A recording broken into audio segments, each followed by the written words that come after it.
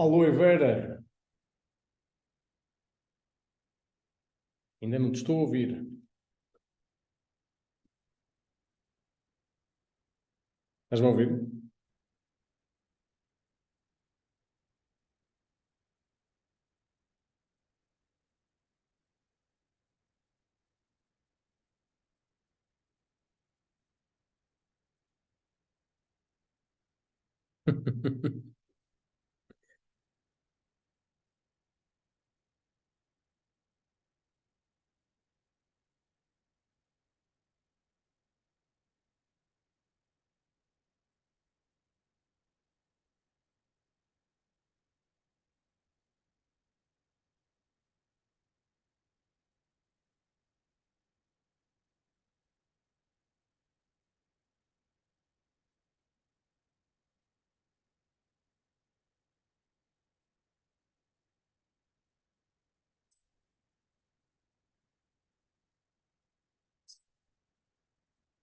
Nada.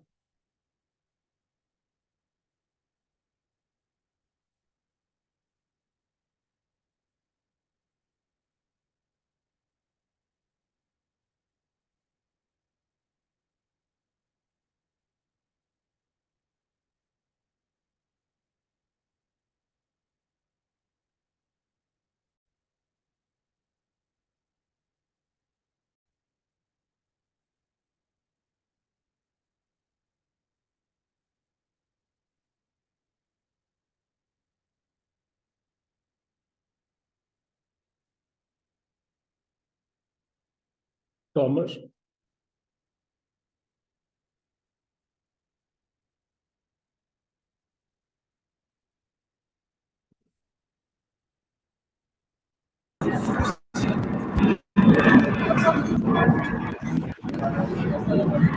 Ricardo, Estás no aeroporto.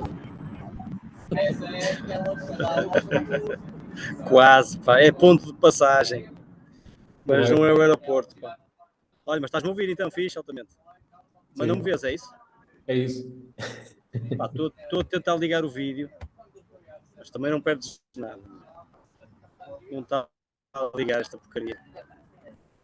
Podes Pá, pôr uma por mim siga fotografia assim. de óculos. Deixa eu ver. Já está, já está. Já está. Maravilha, maravilha.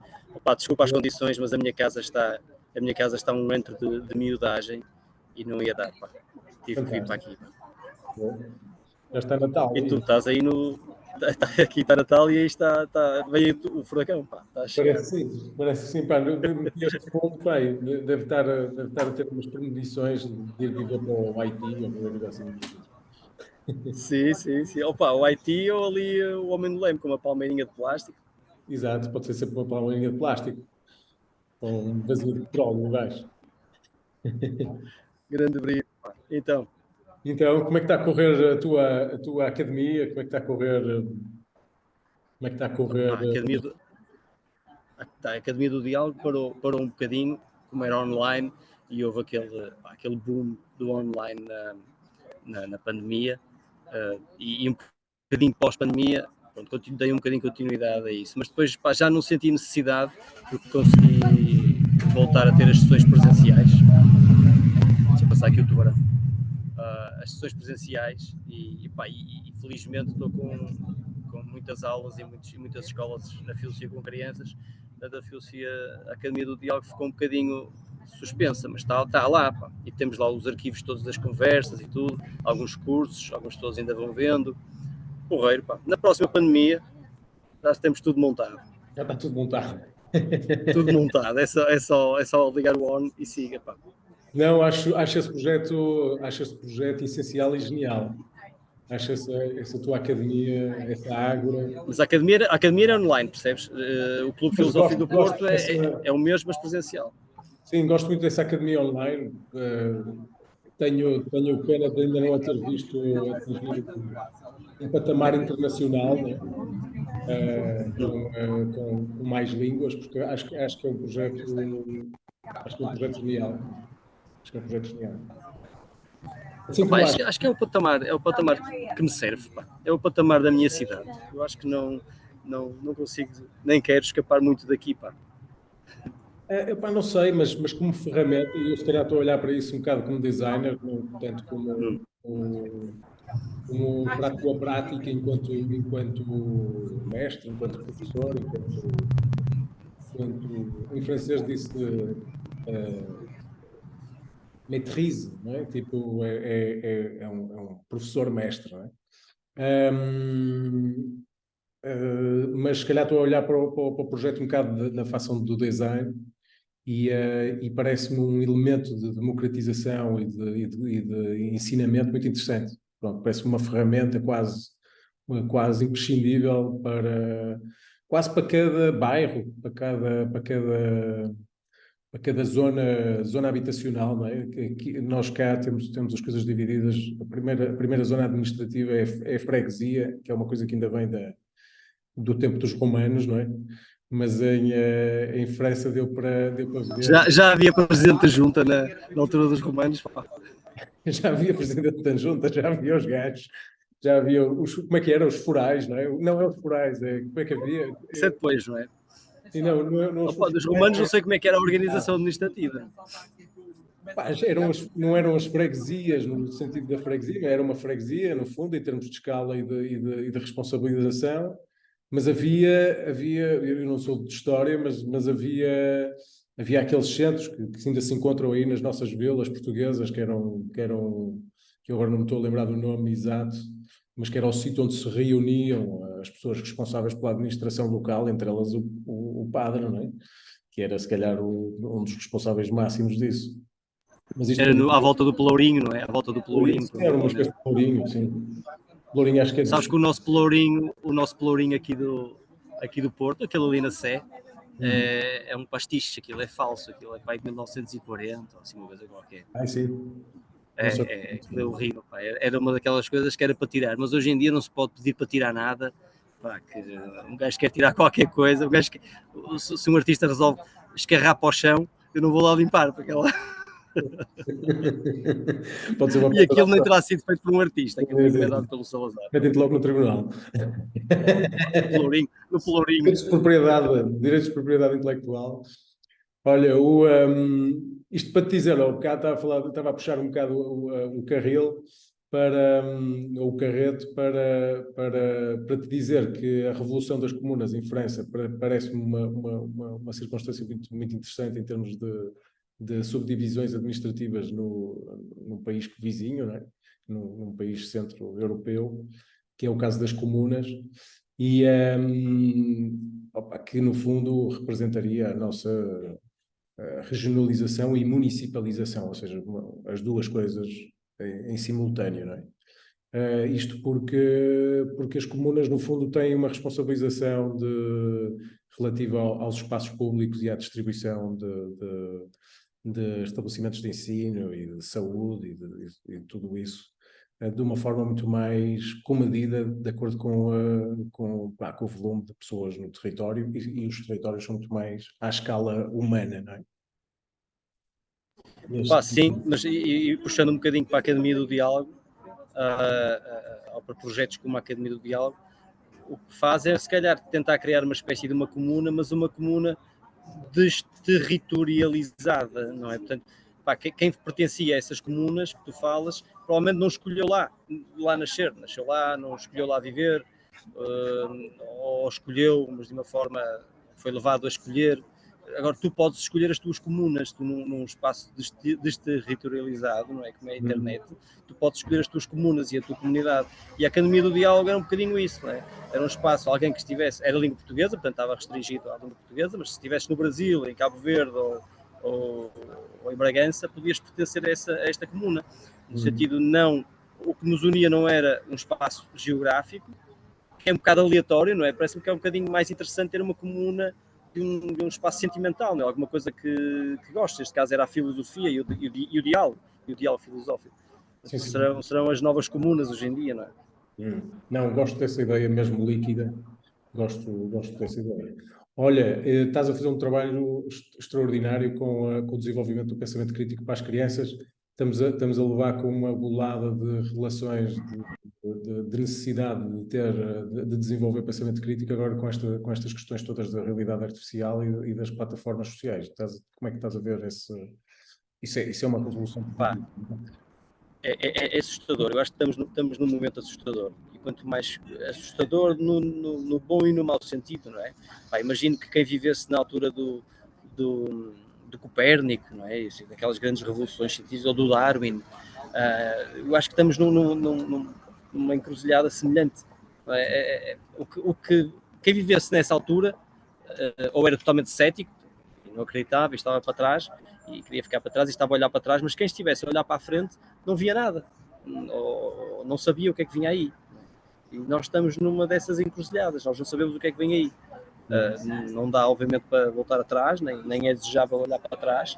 Agora, em termos de ensino e de pensamento crítico, as ameaças são tantas, e os anticorpos e o que tu tens que... aquilo que tens que desenvolver para te defenderes dessas ameaças é tão grande, e nós professores estamos tão mal preparados para isso, que é assustador. Ao mesmo tempo é assustador no bom sentido, não é? É aquele salto que tu queres dar. O que é que vem aí? Eu tenho feito umas experiências privadas, particulares, com inteligência artificial, desde geração de textos, desde diálogos, conversas, e estou assustado e abismado com isso. Ainda não, e tinha essa ideia de começar a introduzir isso na sala de aula, mas ainda não fiz este ano letivo, ainda não Tu não vês as tuas experiências. Quando eu te digo uma coisa como esta, que te vou dizer agora, como é que tu vês esta metáfora? Não vês a inteligência artificial como um espelho da inteligência coletiva? O que é que entenderias por inteligência coletiva? Nós desenvolvemos uma inteligência coletiva derivada a referências e a formas de educação cultural e social, portanto, devido aos moldes que temos à nossa volta, não é? Desenvolvemos uma espécie de sincronia, não é? Tipo, o projeto Porto, vamos imaginar o projeto Porto, Cidade do Porto, não é? Vai passando de geração em geração, com participações diferentes das várias comunidades que fazem parte dela, umas vão aparecendo como novas, outras vão desaparecendo como mais ancestrais, mas existe uma espécie de coletividade, vamos dizer, orgânica e quase genética, não é? Na construção de um espaço comum, não é? Que de alguma forma tem uma história coletiva e tem uma memória, uma memória coletiva, mas ela é também um fenómeno de construção no presente desse ensemble, não é? Desse conjunto de cabeças, não é? E se olharmos para a inteligência artificial, se poderemos olhar para a inteligência artificial de uma forma que ok, ela foi beber de todo o conhecimento que nós construímos, não é? Que nós achamos que é a tradução da natureza, do espaço e do contexto em que nos vimos envolvidos, que é a vida e que é estar neste planeta, não é? E se esta inteligência artificial não é basicamente uma torneira, não é? Onde conflui um bocado toda a água do nosso universo, não é? No sentido de espelho, deixa-me pensar, no sentido de espelho em que a inteligência artificial está a espelhar a nossa inteligência, pode ser até um bocado depreciativo para nós e para aquilo que nós entendemos por inteligência. Ou seja, se aquilo não tem consciência, não é? Se aquilo está a fazer tanto ou melhor que nós, se calhar isso é um bocado, obriga-nos a sermos um bocadinho mais humildes em relação àquela grande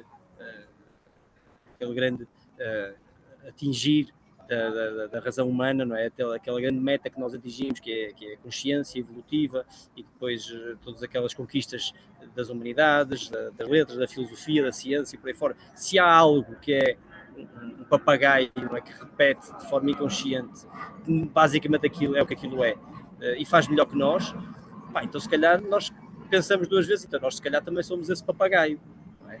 E isso põe em causa aqueles conceitos de livre-arbítrio, de vontade, de tudo isso, não é? Que nós tínhamos, de consciência, faz-nos repensar tudo isso. Nesse sentido é um espelho que nos assusta, não é?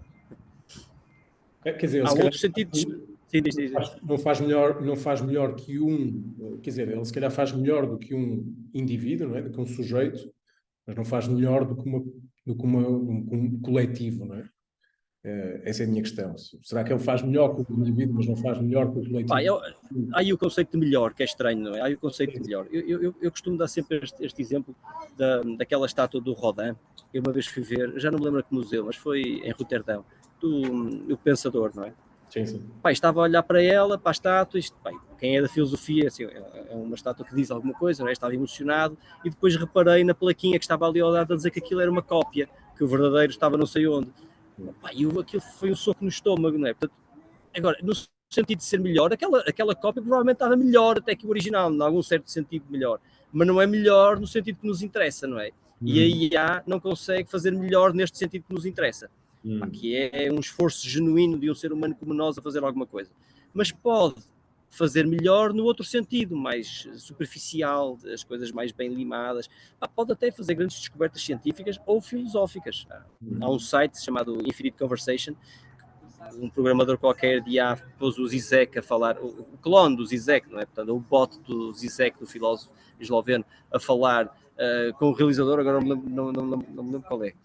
E portanto, estão os dois ali a falar, o Herzog, exatamente, é com o Herzog, a falar um com o outro, e estão ali já há um ano a falar um com o outro e a aprender um com o outro. Portanto, o que é que vai sair dali daqui a 10 anos? Provavelmente é melhor do que qualquer, possivelmente, não provavelmente, possivelmente é melhor do que qualquer descoberta filosófica feita por nós, até hoje. Mas é melhor num sentido que nos interessa? Pá, se calhar não. Se calhar não. Portanto, nesse sentido, esse espelho, ao mesmo tempo que nos deve tornar humildes, pronto, também, num certo sentido, também pode nos obrigar a ver que aquilo não nos está realmente a espelhar. Aquilo não é realmente um espelho. Como um espelho também não é a nossa imagem fiel, não é? Ou como uma fotografia ou algo assim. Portanto, nós não estamos ali. Já é outra coisa. Pode até ser muito interessante. Podemos começar a falar de filosofia da IA e ética da IA e arte da IA totalmente independente de nós.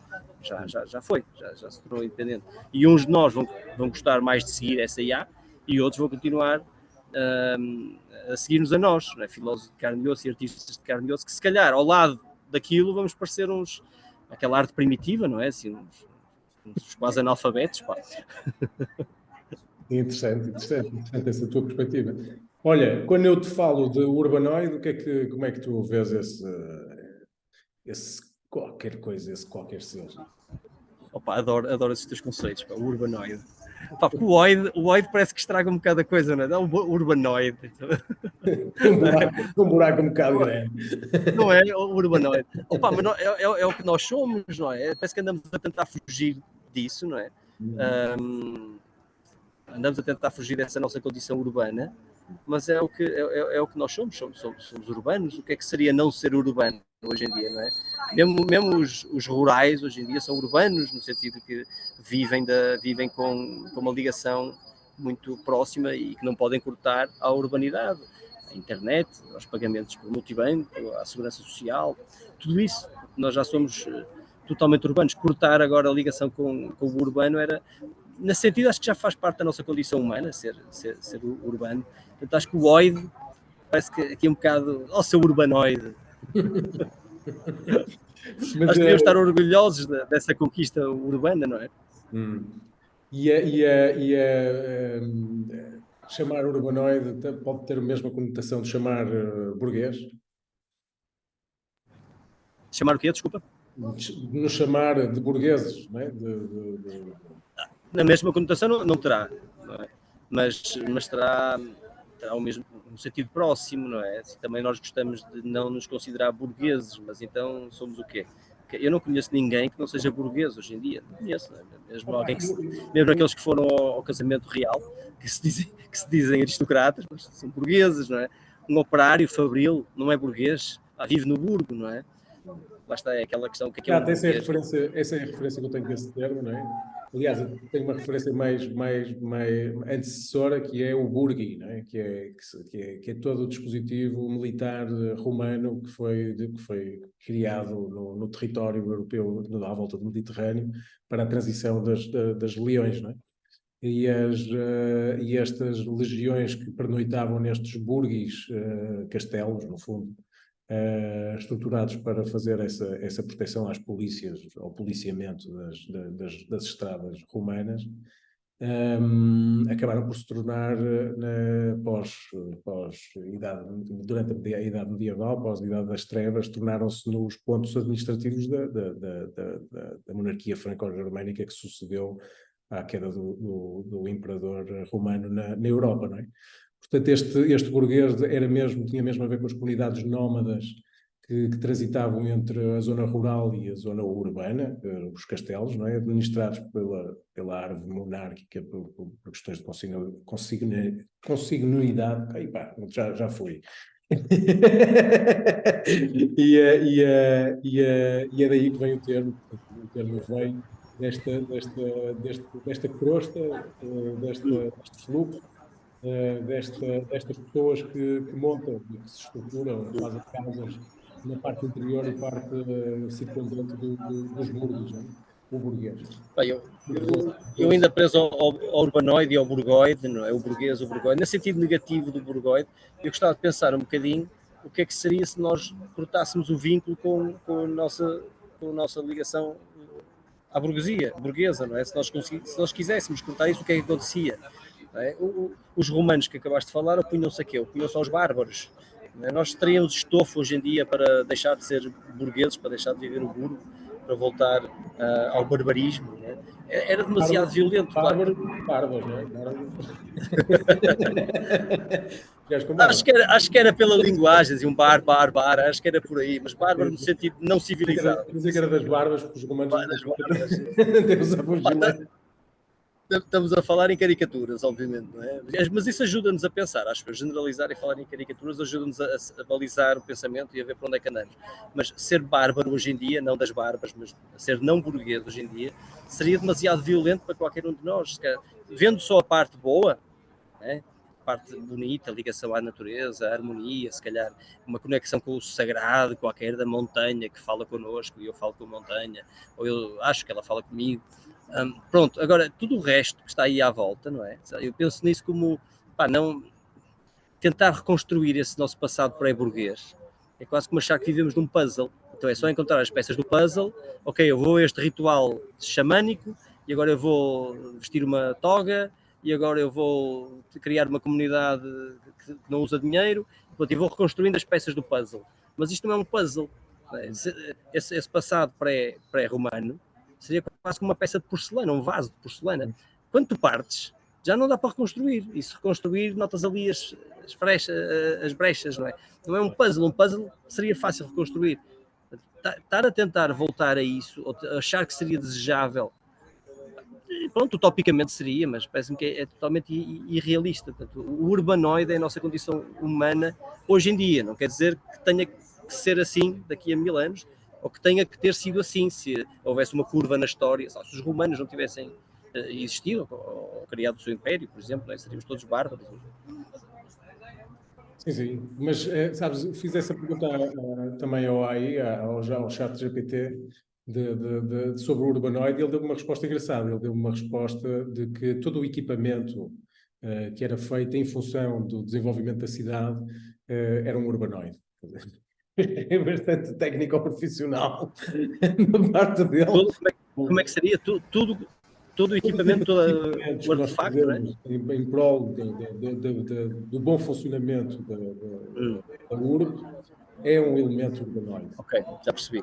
Ele deve ter metido confusão o sufixo oide, não é? O oide, ele foi para algo como ligado às máquinas ou artefacto ou algo assim, não é?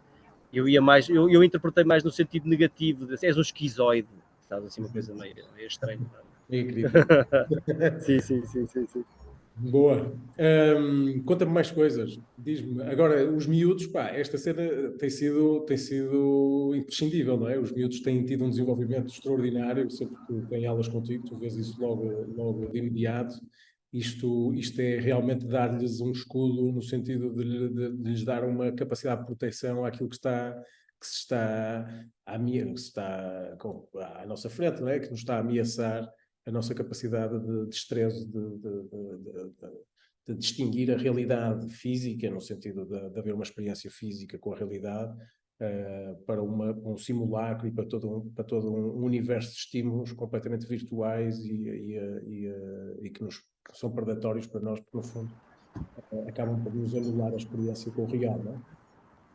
O objetivo é exatamente esse, é criar uma camada defensiva, não? Dar armas aos alunos para se defenderem, é quase uma defesa pessoal para o que aí está. E o grande inimigo não é só a IA, o grande inimigo é também todos os doutrinadores, os próprios professores, os pais, os amigos, o grupo de amigos, é? A igreja, tudo isso são inimigos, podem ser amigos, mas são também inimigos. Portanto, a ideia será dar aos alunos, eu tenho alunos de pré-escolar, o meu projeto vai do pré-escolar ao 9º ano, dar aos alunos essas armas defensivas, não é? Agora, como é que tu fazes isso é extremamente difícil, não há um manual que te diga, olha, é assim, há quem dê aulas, há quem faça discursos, não é? Há quem apresente palestras, há quem dê sermões. A forma como eu procuro fazer, porque eu acho que realmente é melhor e porque como eu tenho muitas horas, são 28 aulas por semana, exige muito de mim, eu tive que criar uma estrutura em que o que eu tento fazer é pôr os alunos que vivam uma espécie de um laboratório, não é? Ou de uma arena, depende da metáfora que quisermos usar, não é? Em que eles, entre eles, usem essas armas que eles já próprios possuem. As armas que já vêm com a linguagem, com o nosso kit linguístico, já vêm as perguntas, já vêm as críticas, o criticar, o pôr em causa, o analisar uma ideia, percebes? Tudo isso já está presente em nós já fazemos isso. O que procuro fazer nas sessões é dar-lhes a permissão para isso, e para isso não basta dizer que tem autorização, é preciso mostrar-lhes como é que é, né? E criar ambientes, chamemos-lhe ambientes socráticos, né? Eu gosto dessa ideia de um ambiente socrático, em que eles próprios arrisquem pensar, saibam que podem criticar o amigo sem o magoar e ele sabe que não o vão magoar por estarem a criticá-lo, isto dos mais pequeninos, não é? E o que consegues com isso? Primeiro, é um burburinho lindo, delicioso, que eu já gravei algumas vezes e adoro, sabes? Aquele burburinho saudável de sala de aula, sabes? É uma delícia. E quando cruzo os corredores e vejo miúdos calados e o professor a falar, mete-me uma confusão enorme. Eu adoro a aula assim, sabes? E depois vou passando lá e eles vão dizendo coisas e aquilo soa, sabes? Porque, sabe, o último era sobre se o vento é uma coisa, coisas assim. Não estamos a falar muitas vezes sobre, não estamos a falar sobre a realidade contemporânea, sobre o problema da extrema-direita ou da IA, ou o conflito israelo-palestiniano, isso não entra, porque já está tudo tão contaminado que eles iam estar a repetir dogmas e não a pensar livremente sobre as coisas.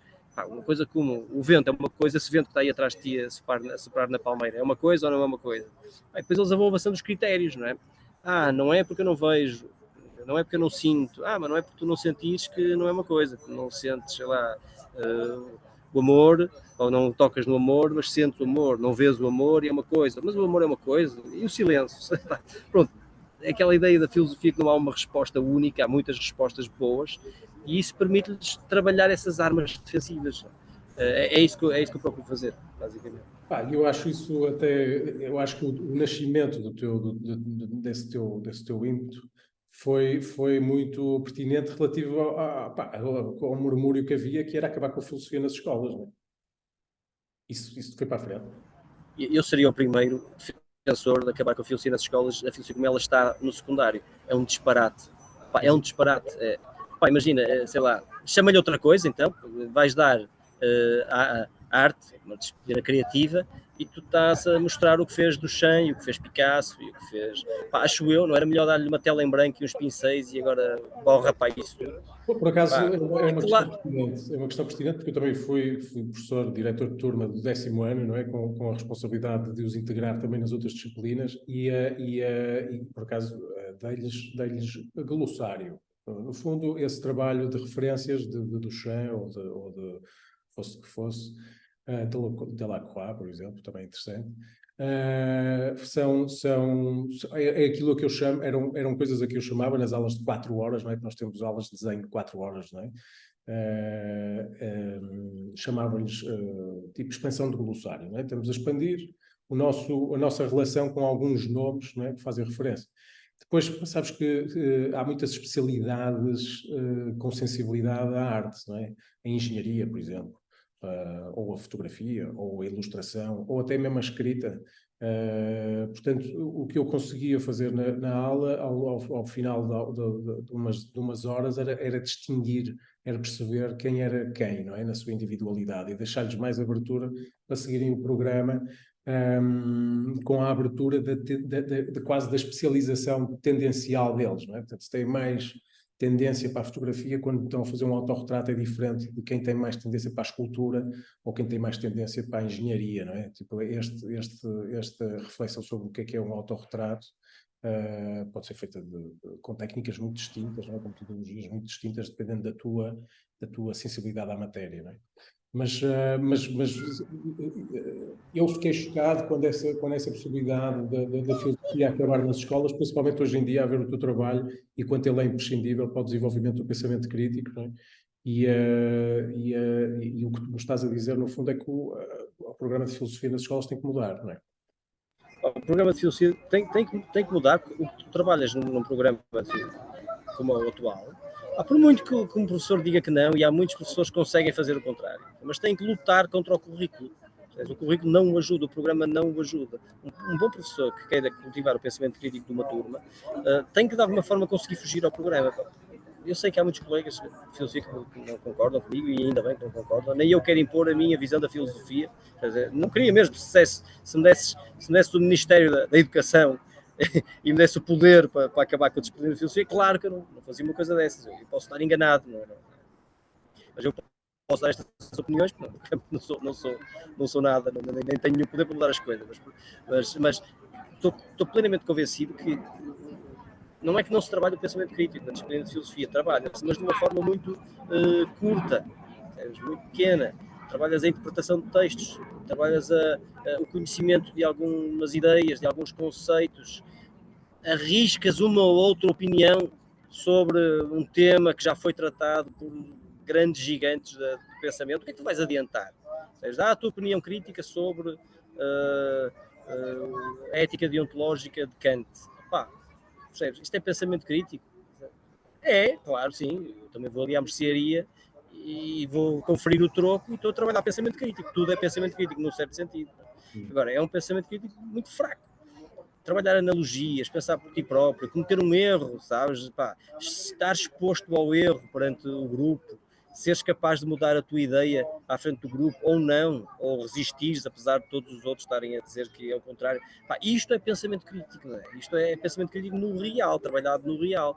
E isso dificilmente fazes numa aula de filosofia, ou podes fazer esporadicamente numa aula de filosofia, mas não porque o programa está lá. O programa não te ajuda nesse sentido. Eu acabaria com a disciplina de filosofia como ela está agora. Fazia muito mais sentido colocar a filosofia numa... tirar-lhe até alguma centralidade. É o que as pessoas não gostam, tirar-lhe alguma centralidade. Tirar o exame de filosofia, por exemplo, é um anátema enorme. Mas ponham a filosofia como está, por exemplo, a cidadania. Ou a religião e moral. Se for bem dada, temos muito mais liberdade. Não temos um programa para dar rígido. Podemos estar o ano todo a trabalhar um ou dois temas. Não há um exame, percebes? Que é uma forma de avaliar estúpida, percebes? Perfeitamente estúpida. Não? Quando tens 500, 600, 700 alunos de estratos sociais totalmente diferentes, estar a tentar nivelá-los todos por um... Isto já foi dito e mais do que dito, não é? Por muita gente. Mas nesse sentido, eu preferia que a filosofia fosse mais menorizada, num certo sentido. Ok, deem então a importância que dão à cidadania e à religião e moral e ponham lá a disciplina de filosofia. Preferia isso do que estar com isto a dizer que estamos a trabalhar o pensamento crítico e depois vais a ver os currículos e trabalhamos de uma forma muito curta. Não? Boa, meu querido.